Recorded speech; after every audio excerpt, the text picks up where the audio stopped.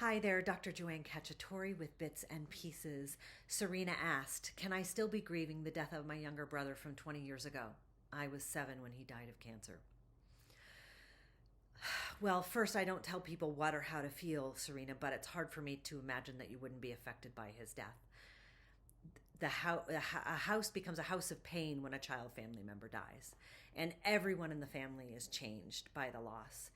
I have actually worked with people who have had losses up to 50 years ago and never processed their loss, never spoke about their loss. They just held it for 10, 20, 30, 40, and even 50 years. And I will tell you that the suppression of their emotions has taken a toll on their lives, and that's why they finally decided to do the work.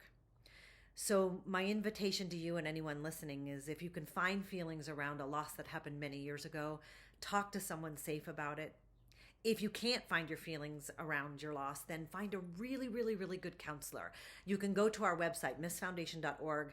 We do a lot of training for traumatic bereavement, and you can find a counselor in your area by putting in your zip code.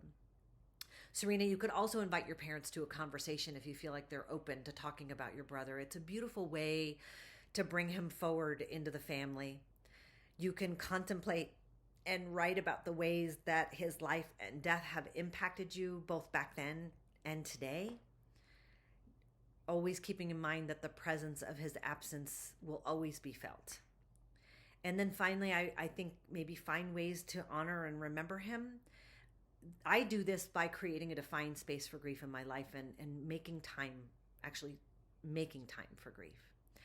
I'll close with what Catherine Ann Porter said, the past is never where we think we left it, which is one of my favorite quotes. I hope this is helpful in some small way. Thank you for listening. Thank you for the question, Serena. Ahimsa for all. This is Dr. Joe with Bits and Pieces.